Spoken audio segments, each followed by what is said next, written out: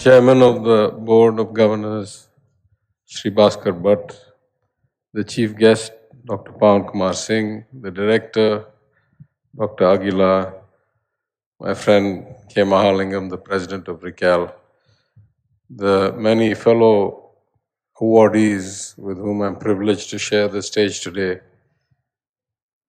Ladies and gentlemen, good morning. Thank you very much to RICAL, to the Institute for giving me this award and for inviting me here today. I must first confess that I argued strongly that this award was a bit premature and that it should be given maybe a few years later when I'd accomplished something more than I have now. Perhaps I was eligible in the field of banking, but I left that anyway. So by that I left eligibility. But in any event, now that I'm here, as I've said publicly before, I'm very privileged to be with such distinguished fellow awardees. Institutions are built by people, but most people come and go. So really what perpetuates is a culture of excellence, a culture of perseverance, a culture of values that people leave behind during the time they shape the institution. REC Trichy, as it was then, has probably an exemplary and unique record that, having been initiated only in 1964, within a couple of decades, it was churning out such great talent as many of the people you see here today. For me, coming to REC was a big transition in my life. I had only ever studied in very niche schools with very elite classmates. And coming to REC was the first kind of egalitarian, multicultural, multilinguistic, talent-based or merit-based institutional experience for me. And it really opened my mind to a lot of different ways of thinking. In fact, though I had studied some Hindi and passed some exams, I couldn't speak at all till I came here. And since half my classmates were from outside Tamil Nadu, and many of them were not that fluent in English, I actually learned to speak Hindi when I was here, just as a way of broadening my horizons. What is very interesting today is the wide range of fields, of industries from which these distinguished alumni have been chosen or honored. And I think it goes to show you that some things transcend boundaries of sectors, of countries, of cultures. Some attitude, some perseverance, some talent, some approach to life actually is sustainable across many different aspects of industry or many different countries. I think nothing is more kind of validating than my own experience. When I came back to to India as an expatriate with Lehman Brothers, I expanded the recruitment pool. Till then, we had been recruiting only in the IITs and IIMs.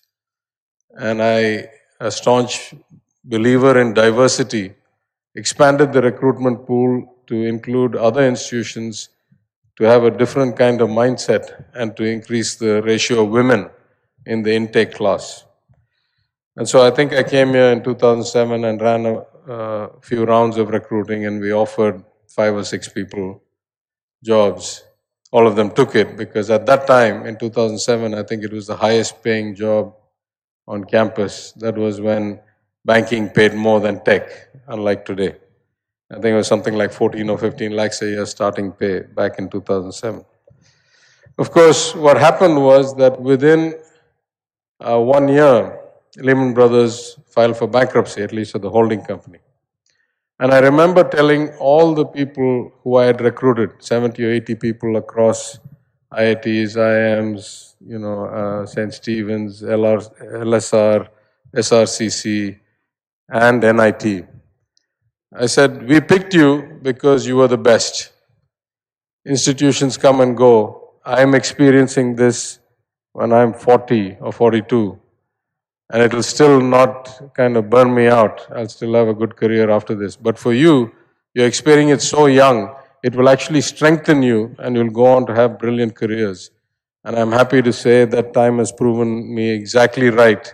Every single one of the people I recruited that year have gone on to have brilliant careers in other industries, in other continents, in finance, in hedge funds, in banks, in consulting companies.